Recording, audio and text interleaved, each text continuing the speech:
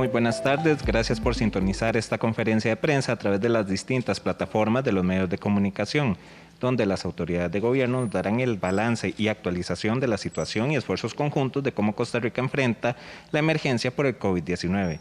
Saludamos al ministro de Salud, el doctor Daniel Salas, quien nos acompaña este lunes 28 de septiembre, a quien le damos la bienvenida.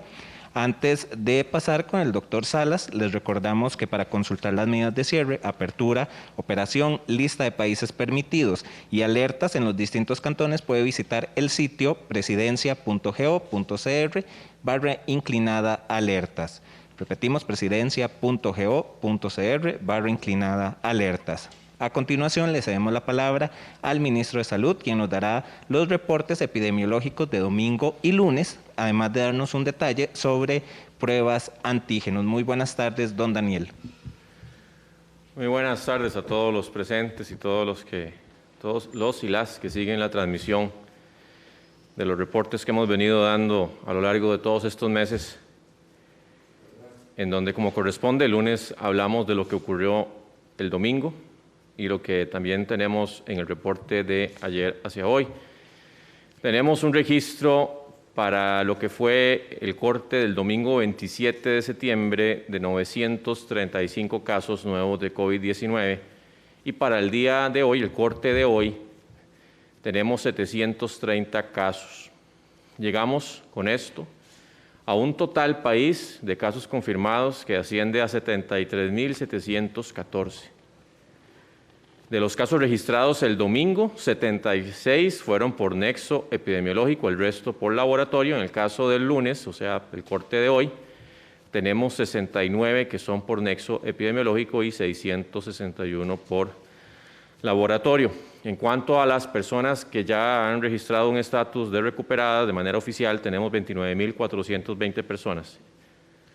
En esto tenemos 13.794 mujeres y 15.626 hombres.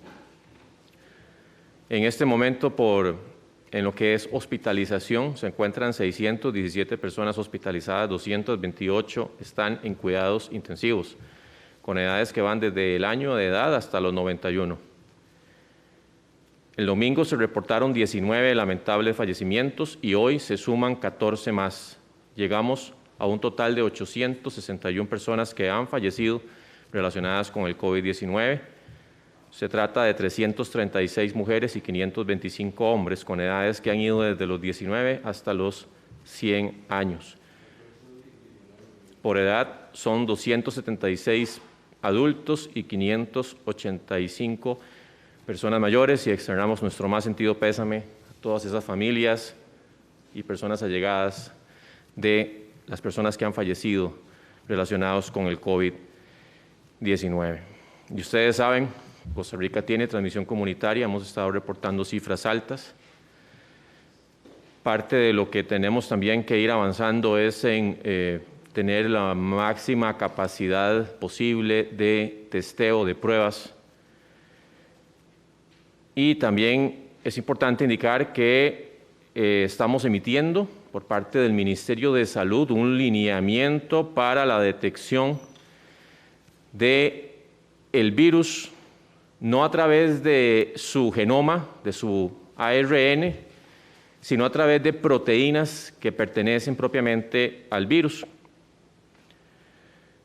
Esos se llaman antígenos. Estas pruebas se van a utilizar solamente dentro de la Caja Costarricense de Seguro Social y van a ayudar en lo que son los algoritmos para detectar las personas que pueden estar portando el virus, el COVID-19.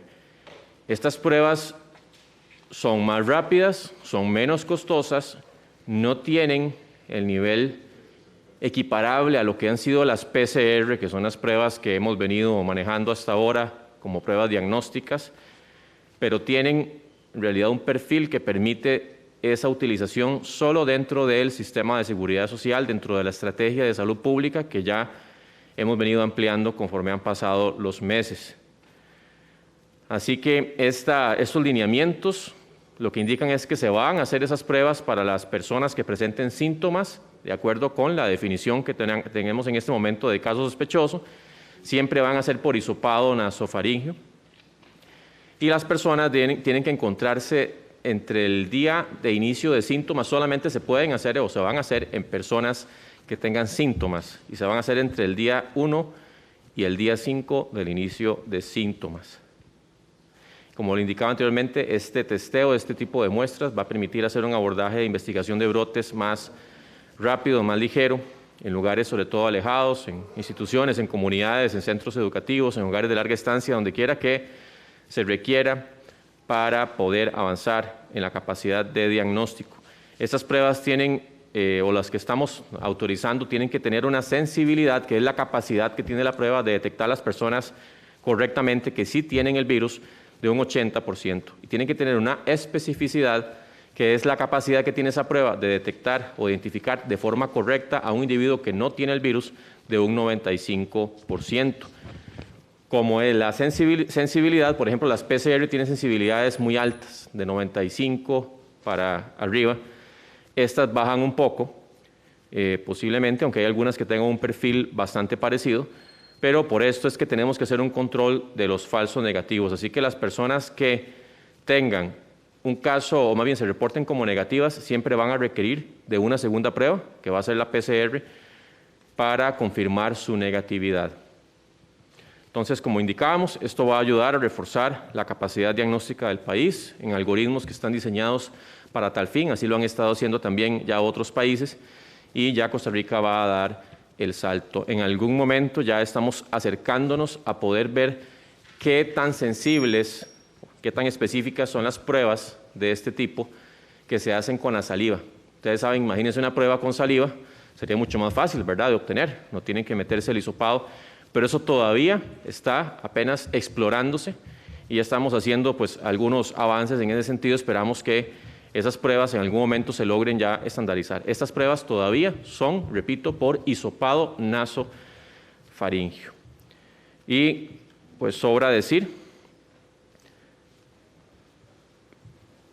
que tenemos siempre que ser muy cuidadosos, que tenemos que entender que la sociedad tiene que seguir adelante, que el país ha hecho todo lo posible para evitar llegar a un colapso del sistema de salud, y que solamente con el apoyo de todos y todas, con el cuidado que tenemos que tener, y ahora que he estado pues retirado un poco, me he dado cuenta todavía más de cómo se ponen muchos pretextos y excusas pensando en que estamos manejándonos dentro de una burbuja social que no es la burbuja que deberíamos manejar, y eso ha facilitado muchas infecciones. Entonces, siempre llamar que las herramientas, yo sé que ya estamos cada vez más cerca de una vacuna, pero todavía faltan algunos meses para tenerla y para que tengamos un nivel de vacunación, de inmunidad, que permita manejarnos con mayor soltura.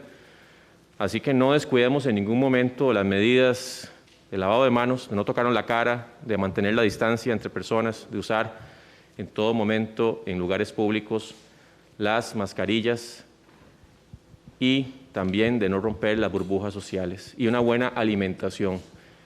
No podemos descuidar en este momento la alimentación, una alimentación balanceada con la cantidad suficiente de vitaminas, de proteínas, de horas sueño. También permite que el sistema de defensas, el sistema inmunológico esté lo mejor preparado. La actividad física también, no descuidarla.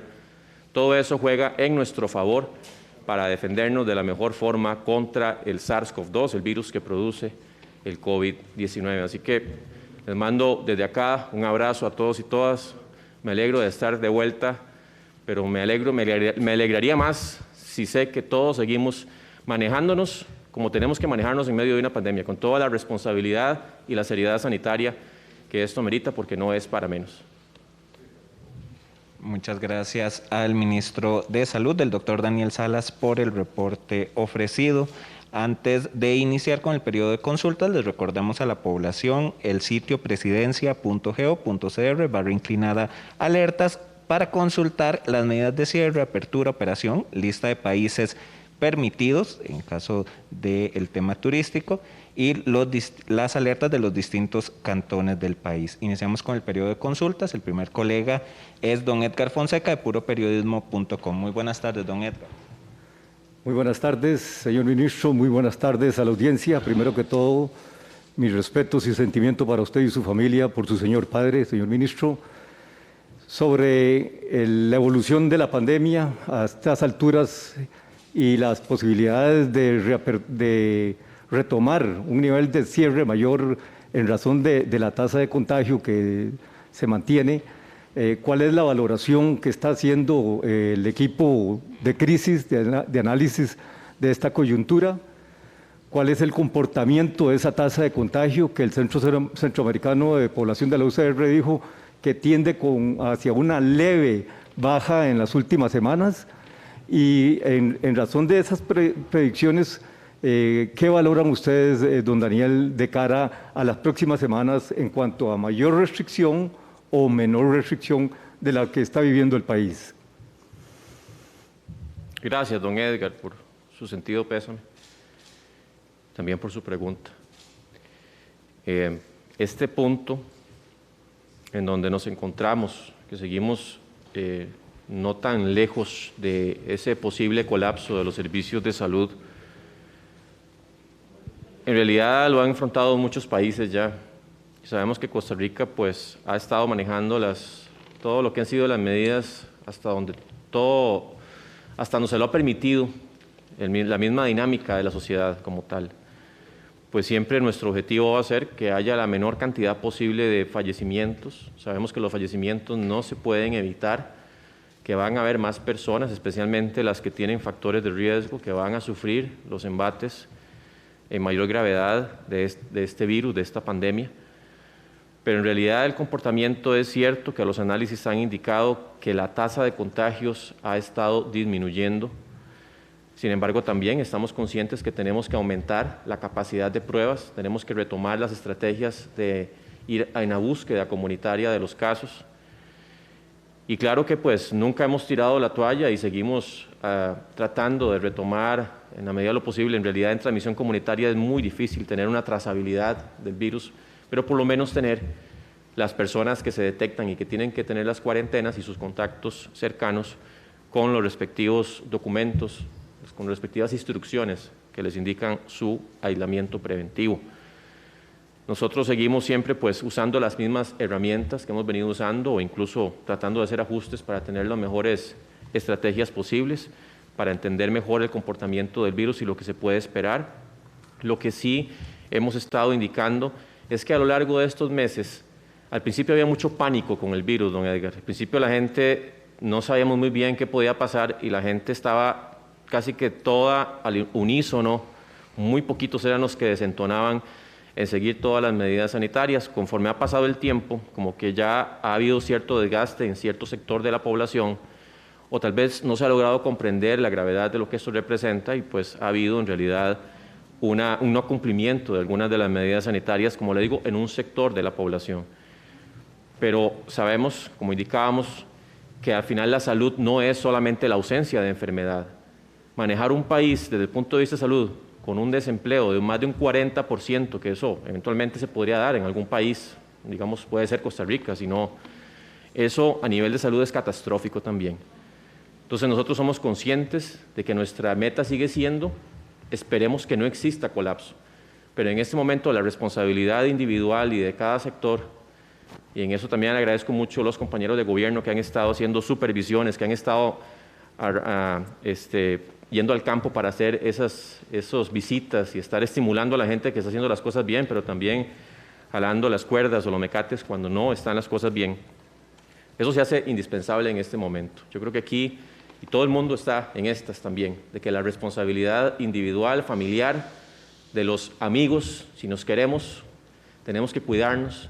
Y cada vez que decimos, me voy a dar una libertad, voy a romper mi burbuja, ahí el virus está esperando para esa oportunidad de rompimiento de burbuja y eso puede originar brotes y puede originar dolor en las diferentes familias o personas, como digo, queridas. Entonces yo creo que en este momento tenemos que transitar siempre por esa ruta en donde la responsabilidad individual y la responsabilidad de los diferentes sectores y familias se hace elemental para poder hacer que este país no colapse en diferentes formas, no solamente desde el punto de vista de salud, sino en su integralidad y entendiendo que la salud no solamente es la ausencia de enfermedad, sino también es muchísimo más cosas, un buen nivel de nutrición, un buen nivel de trabajo, un buen nivel de estudio, un buen nivel de muchas cosas que justamente se acceden a través de los trabajos, que en este momento también son herramientas muy valiosas en medio de la pandemia.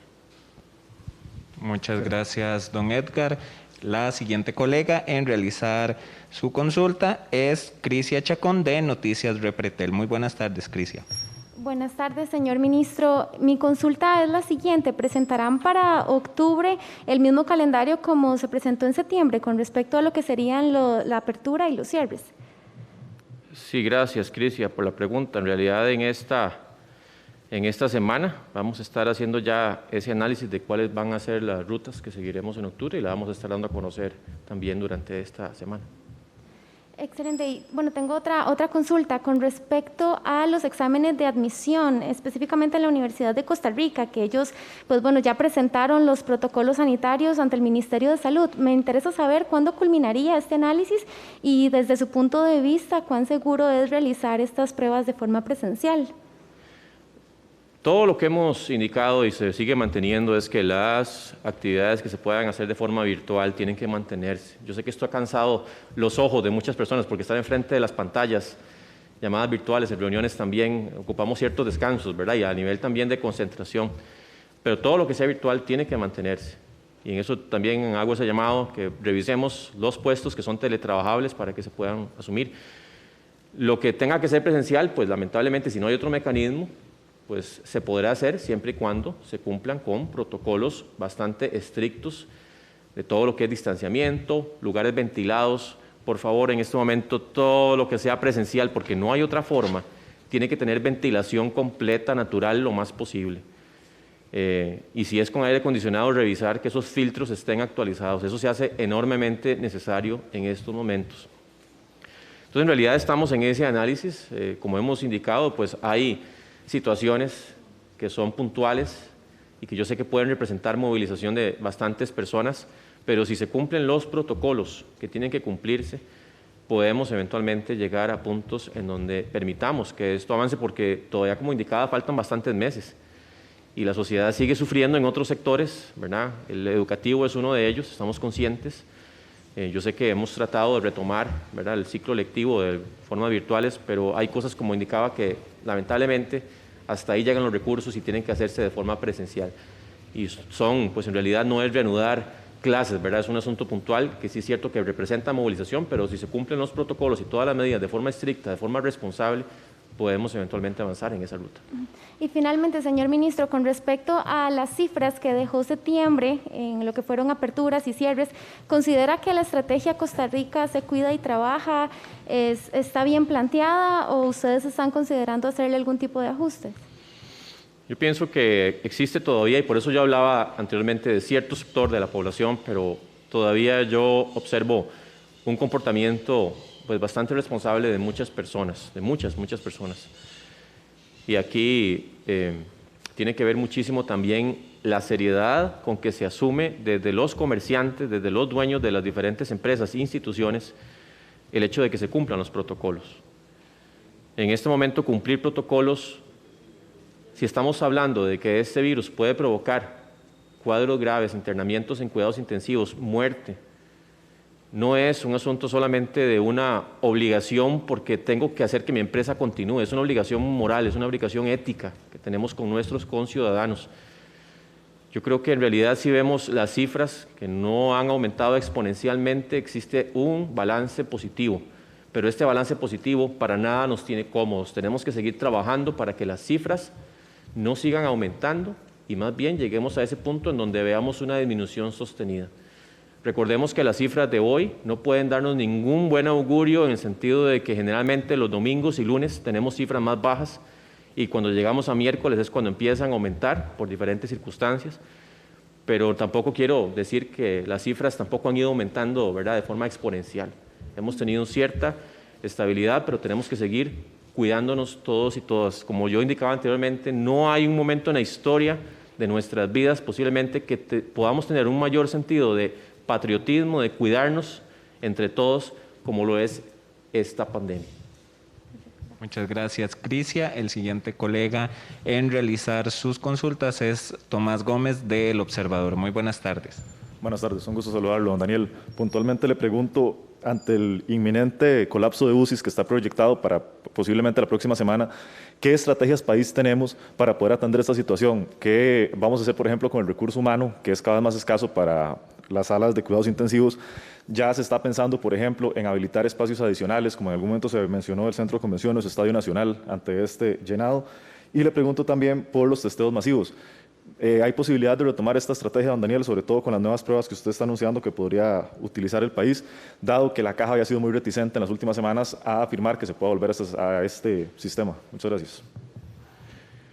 Sí, don Tomás, gracias por sus preguntas. Vea, con respecto a testeos masivos, es lo que hemos venido hablando desde un inicio. Una prueba en un momento específico, en donde sabemos que la incubación pues, puede ser hasta incluso 14 días, aunque posiblemente la mayoría no anden en menos tiempo. Un testeo masivo no aporta mayor si usted no lo dirige, más bien ese testeo de forma inteligente, de forma bien diferenciada. Por eso yo indicaba que tenemos que trabajar en retomar los testeos comunitarios, los testeos en lugares de alto riesgo, en donde existe pues, en realidad una población mucho más sensible o que representa un riesgo de letalidad mayor. Claro que estas pruebas nos van a permitir retomar muchas de esas estrategias, nos van a permitir aumentar la capacidad de muestreos que se están haciendo, que sabemos que no es la que deberíamos tener, estamos conscientes de que tenemos que aumentar esa capacidad. Pero testeo masivo como tal, como indicaba, creo que tenemos siempre que salvaguardar lineamientos, tenemos que salvaguardar las medidas de vigilancia, tenemos que salvaguardar las definiciones que nos han permitido pues, detectar y avanzar en medio de esta pandemia. Y los testeos, claro que siguen siendo muy importantes, pero es más importante el comportamiento de cada persona. Como hablábamos, los sistemas para tener órdenes sanitarias para todos de forma oportuna en realidad han quedado rezagados, no solamente en Costa Rica, en el mundo. Y también ahí reviste la vital importancia de la responsabilidad individual, lo que yo hablaba. Y la otra pregunta era, disculpe, don Tomás, la primera. Por la parte de las UCIs, que sí. Estamos proyectando el inminente colapso que se yo creo hace que, desde el punto de vista de salud. Vamos a ver, no quiero tampoco adelantarme. En este momento tenemos 228 personas en cuidados intensivos. No veo que eso y el ritmo que hemos tenido en las últimas semanas vaya a indicar que el colapso se dé la próxima semana. En realidad esperamos obviamente que este colapso pues, no llegue. Pero claro que este tema de la capacidad de aumento de hospitalización en cuidados intensivos ha sido un tema central en medio de todo esto para lo que ha sido el país y especialmente para la Caja Costarricense de Seguro Social. Y ya con la Comisión también de Emergencias se han venido planteando otras alternativas. Ya sabemos que la capacidad de UCI país, también recordemos que la UCI no es que usted pone una UCI en un hospital X improvisado y el personal se genera espontáneamente. O sea, más bien la elongación que hemos tenido de la capacidad de UCIs, recordemos que también son los mismos profesionales intensivistas, enfermeras especializadas que saben cómo manejar esos pacientes que han tenido que cubrirlos. Y eso no es elástico, eso no es como la capacidad de infraestructura. Entonces también tenemos que tener en cuenta eso. Sí, por eso es que hemos tratado de expandir lo máximo, ya también con hospitales privados que nos hemos acercado para expandir un poquitito más, que ya sería eventualmente de lo último que podríamos manejar. Y sobre todo esos hospitales que usted mencionaba podrían ser para manejo de otro tipo de pacientes. Ya cuidados intensivos en realidad sí tienen que llegar a las instalaciones de la Caja Costarricense de Seguro Social que ya hemos conocido y que se han ido expandiendo hasta donde ha permitido el sistema todos estos meses. En realidad todo ese tiempo nos ha permitido expandir esa capacidad, tener mejor preparación, mejores protocolos, mejor capacidad de supervisión, pero es claro que nada de eso va a ser suficiente si existe un comportamiento erróneo, errático de la población con respecto a los contagios del virus. Y le pregunto por dos datos puntualmente, don Daniel. En el caso de los recuperados, su viceministro, don Pedro, había prometido que probablemente para fin de septiembre estaba el dato actualizado. ¿Hay capacidad de que el país realmente llegue a conocer en este dato en el plazo que queda? Y sobre las escuelas privadas, recientemente presentaron una carta para que se permitiera su reapertura para algunos temas de fin de año. Quería saber la opinión de ustedes y las posibilidades reales de que algo así se llegue a dar. Muchas gracias. Sí, gracias también, don Tomás, por sus dos preguntas adicionales. Con respecto a los recuperados, seguimos trabajando para acercarnos a la mejor estrategia posible de tener un registro más actualizado con respecto a esta cifra. Sabemos que el mismo colapso de los sistemas locales, tal vez ellos han llevado el registro, pero la fluidez de esta información no ha sido la más oportuna. Sin embargo, sabemos que aunque es un tema importante, claro que sí, porque eso maneja mucho lo que es la cantidad de casos activos y al final eso nos indica también mucho de cómo están algunos parámetros que se usan para darle seguimiento a la pandemia. En realidad, entre el estatus de recuperación y la capacidad que se tiene de poner en aislamiento a las personas que tienen el virus, obviamente yo preferiría que se enfoque. No es que estoy diciendo que tenemos que descuidar para nada el tema de recuperados y estamos tratando de salir adelante, posiblemente ya no para septiembre, pero hemos estado trabajando muy fuerte con los niveles locales para tratar de tener esa cifra lo más actualizada. Pero sí es más importante, en realidad, si lo vemos desde el punto de vista de manejo y de contagios, hacer las órdenes sanitarias de forma oportuna, ¿verdad? Y los contactos también, darle trazabilidad y poder darle las órdenes sanitarias también a los contactos cercanos. Y con respecto a los privados, pues sabemos que aquí igual estamos insistiendo en que entre más capacidad, más bien, de que las plataformas sean virtuales, es el mejor escenario posible en medio de una pandemia. Yo siento que los privados en general, los centros educativos privados, se han venido manejando de una forma bastante pues solvente, por no decir completa, ¿verdad? En esos términos, pero ahí estamos siempre pues analizando todo. Yo sé que hay muchas presiones de que se hagan reaperturas de muchas actividades y posiblemente tenemos que adaptar protocolos para permitir que muchas de ellas se puedan retomar, porque como lo que yo indicaba, es tan nefasto para el país el colapso de los servicios de salud como llegar a desempleos altísimos, en donde la población no va a tener acceso ni a una buena nutrición, ni a una buena educación, ni siquiera lo mínimo, ¿verdad?, para poder vivir. Entonces, son momentos muy delicados, muy sensibles para el país, en donde yo indicaba tenemos que tratar, en la medida de lo posible, de con la evidencia que tenemos, tomar las decisiones más acertadas para mantener un equilibrio que no existe del todo. Usted me dice, el equilibrio que tenemos hoy no es el mismo que teníamos hace 4 meses, pero tenemos que hacer ese análisis constante para tratar de acercarnos al máximo posible a ese mejor balance, ese mejor equilibrio. Muchas gracias. Muchas gracias, Tomás. Pasamos a leer la consulta de medios regionales, la realiza Acontecer Herediano. ¿A qué se debe el atraso en el reporte de recuperados? ¿Hace falta recurso humano o económico? Sí, hay una conjunción de varios factores en realidad con respecto al retraso de los estatus de recuperación. Pues obviamente una ha sido de que nos hemos enfocado mucho más en la búsqueda y en la notificación de las órdenes sanitarias para lo que son los casos nuevos que se van generando, y eso consume muchísimo del tiempo, además de todas las otras demandas de coordinaciones interinstitucionales, de revisar protocolos, de estar cumpliendo con las supervisiones en la aplicación de los protocolos, del espacio que tenemos de trabajo conjunto con Fuerza Pública, con la Caja Costarricense de Seguro Social, todas las entidades. Entonces, en realidad, ese alto cargo de funciones para tratar de que no existan más contagios, pues obviamente ha sido de lo más importante. En el sentido también de los sistemas de información, hemos estado tratando de manejar sistemas más ágiles. En realidad, el país ha venido haciendo esfuerzos. Lamentablemente, la pandemia no nos agarró en el momento en donde ya teníamos todos esos esfuerzos ya consolidados o funcionando de la forma más adecuada para tener sistemas de información mucho más fluidos que permitan el reporte más rápido desde los niveles locales al nivel central. Pero estamos claros en que esto tenemos que abordarlo, y como ya indicaba anteriormente, hemos estado revisando lineamientos, hemos estado revisando todas las opciones que tenemos al frente para lograr que el registro sea mucho más ágil, que, insisto, en medio de todas las acciones y todas las responsabilidades que hay que manejar, es una más, claro que sí, es importante, pero hemos estado enfocándonos más en las cuarentenas y la detección de los casos. Muchas gracias al ministro de Salud, el doctor Daniel Salas, por habernos acompañado esta tarde. Antes de finalizar la conferencia, les recordamos el sitio presidencia.go.cr/alertas, el sitio en el que pueden consultar las medidas de cierre, apertura, operación, listas de países permitidos y alertas en los distintos cantones. Muchas gracias a ustedes por su sintonía. Los esperamos mañana con una nueva actualización. Muy buenas tardes.